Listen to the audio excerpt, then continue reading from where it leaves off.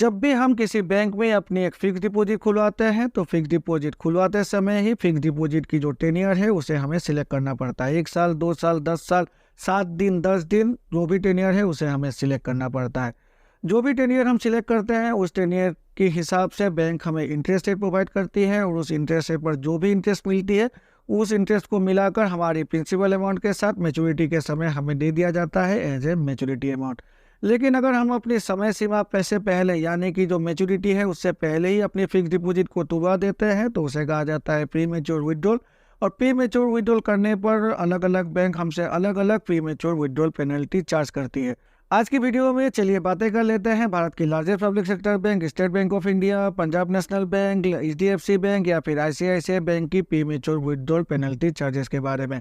अगर आप अपने फिक्स डिपॉजिट को समय सीमा से पहले ही तुड़वाते हैं तो ये जो बैंक है ये आपसे कितनी प्रीमेच्योर विड्रॉल पेनल्टी चार्ज करती है, इसके बारे में आज की वीडियो में सारी की सारी इन्फॉर्मेशन मैं आपको दे दूंगा, जिससे कि अभी आप खुद ही घर बैठे बैठे अपनी जो फिक्स डिपॉजिट की मैच्योरिटी अमाउंट है उसे कैलकुलेट कर पाएंगे अगर आप फिक्स डिपॉजिट को समय सीमा से पहले ही तुड़वाने जा रहे हैं तो। नमस्कार दोस्तों, मैं हूँ विराज और आपका स्वागत है मेरे चैनल विराज की बातें में। तो चलिए आज की वीडियो को फटाफट शुरू करते हैं। अब जैसे कि वीडियो के स्टार्टिंग में ही मैंने आपसे कहा, प्री मैच्योर विड्रॉल पेनल्टी तभी चार्ज किया जाता है जब हम अपनी फिक्स डिपॉजिट को समय सीमा से पहले ही तुड़वा देते हैं, यानी मैच्योरिटी होने से पहले ही तुड़वा देते हैं। अब प्री मैच्योर विड्रॉल की जो पेनल्टी है वो हमारी फिक्स डिपॉजिट की जो इंटरेस्ट रेट है उस पर लागू किया जाता है, उस पर ही इम्पोज किया जाता है। अलग अलग बैंकों की प्री मैच्योर विड्रॉल पेनल्टी अलग अलग होती है, लेकिन अगर हम ओवरऑल देख ले तो 0.50% से लेकर 1 से 1.5% तक ही premature withdrawal penalty bank हमसे चार्ज करती है।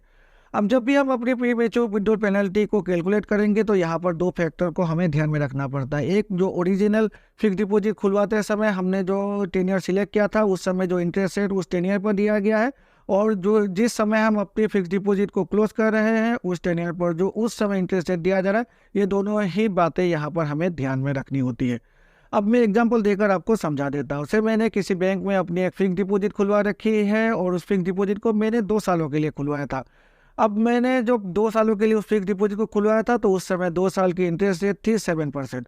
अब मैंने अपनी जो फिक्स डिपॉजिट है वो 1 से 2 साल के बीच में किसी भी दिन तुड़वा दिया, तो यहाँ पर जो इंटरेस्ट रेट अभी मुझे मिलेगी वो इंटरेस्ट रेट मिलेगी 1 से 2 सालों के बीच। जब मैंने अपनी फिक्स डिपॉजिट को खुलवाया था उस समय जो इंटरेस्ट रेट थी वही इंटरेस्ट रेट यहाँ पर दिया जाएगा। अब ये जो प्री मैच्योर विड्रॉल पेनल्टी है, ये प्री मैच्योर विड्रॉल पेनल्टी इसी इंटरेस्ट रेट पर इम्पोज किया जाता है। अब इसी एग्जांपल को हम स्टेट बैंक ऑफ इंडिया की प्री मैच्योर विड्रॉल पेनल्टी की जो चार्जेस है उसको ध्यान में रखकर ले लेते हैं। स्टेट बैंक ऑफ इंडिया में प्री मैच्योर विड्रॉल पेनल्टी जो इन्वेस्टमेंट अमाउंट है उसको ध्यान में रखकर ही चार्ज किया जाता है। अगर इन्वेस्टमेंट अमाउंट 5 लाख रुपए से नीचे है तो प्री मैच्योर विड्रॉल पेनल्टी 0.50% है, और अगर 5 लाख रुपए से ऊपर है तो प्री मैच्योर विड्रॉल पेनल्टी 1% है। अब जैसे कि मैंने उस एग्जाम्पल में आपको बताया था, मैंने एक फिक्स डिपॉजिट खुलवाया था 2 सालों के लिए जहाँ पर मुझे 7% इंटरेस्ट रेट दिया जा रहा था, और मैंने फिक्स डिपॉजिट को 1 साल में ही क्लोज कर दिया जहाँ पर मुझे उस समय 6% इंटरेस्ट रेट 1 सालों की थी, तो यहाँ पर भी 6% इंटरेस्ट रेट ही मुझे मिलेगी।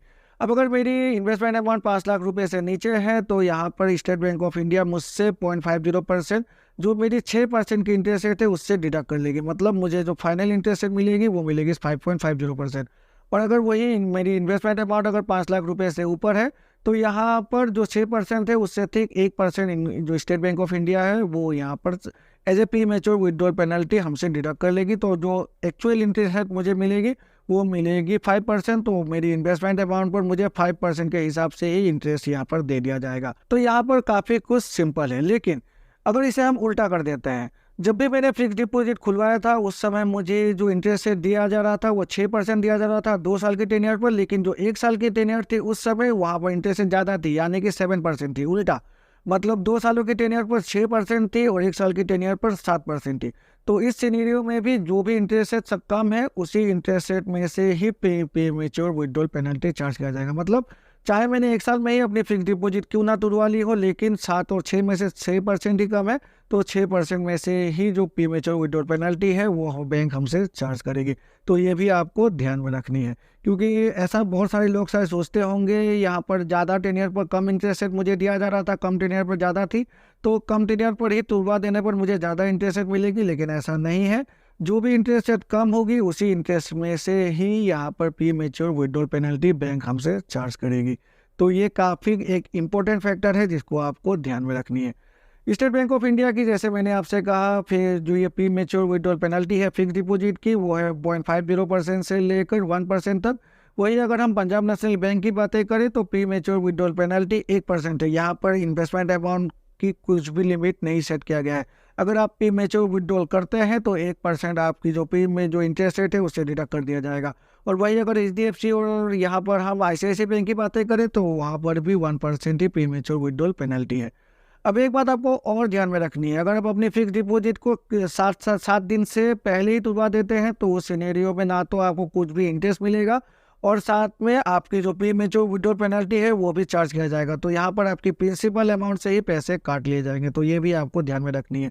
मतलब आपकी फिक्स डिपॉजिट को आपको 7 दिन से ज़्यादा ही चलाना है अगर आपको कुछ भी इंटरेस्ट यहाँ पर फिक्स डिपॉजिट के अगेंस्ट में चाहिए। तो आशा है इस वीडियो को देखकर अभी आपको पता चल गया होगा। अगर हम अपनी फिक्स डिपॉजिट को समय सीमा से पहले ही तुड़वाते हैं तो state bank of India, Punjab national bank, HDFC bank, ICICI bank और लगभग सभी बैंक हमसे किस तरह से pre mature withdrawal penalty charge करती है।